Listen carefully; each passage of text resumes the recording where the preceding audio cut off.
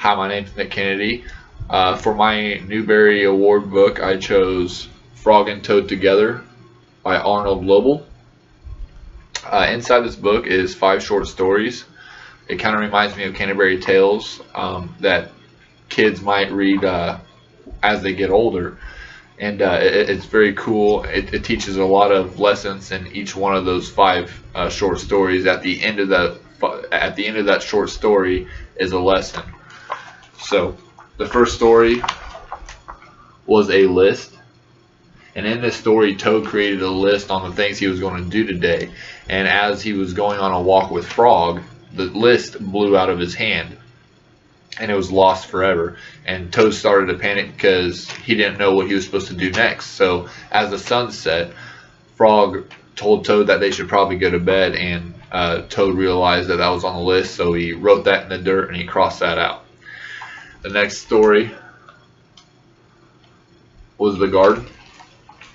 This is a story where Frog, right here, gave Toad seeds to plant in his garden, and Toad started yelling at the seeds because they weren't growing right away. And that is when Frog came over to Toad and told him that you have to be patient for all these seeds, and it takes time for the seeds to grow into a plant. And the lesson of that story is obviously patience. The next one is cookies.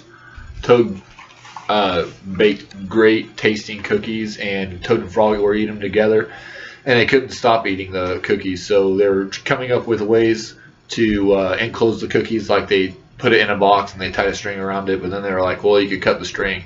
So it eventually came down to throwing the cookies out to the birds and just letting the birds eat it. And in this story, Frog said, we don't have any more cookies, but we do have strong will. So the moral of that story would be having a strong will.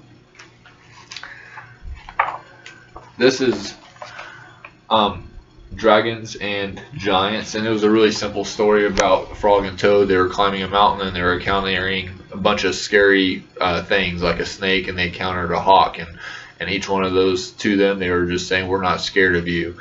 So that story is about, being brave, and it's important to be brave. The last one is the dream.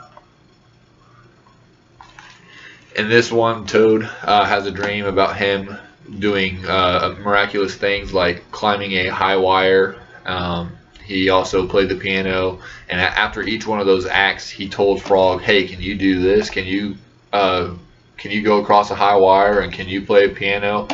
And Frog replied no, and it physically even made Frog shrink. So he was getting smaller and smaller and smaller until the very last thing, Frog vanished, and Frog was nowhere to be found. So Toad started to panic and said, what have I done? I made you feel so bad and stuff. And it ended up being a dream. And the moral of that story is obviously to watch what you say to others. So, and all these short stories is a great lesson, and I think it's great for around the 2nd to 3rd grade level, to where they can actually read this story and learn the lessons out for themselves.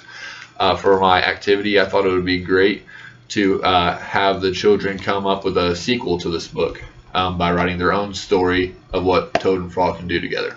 So, thank you for watching, and have a great day.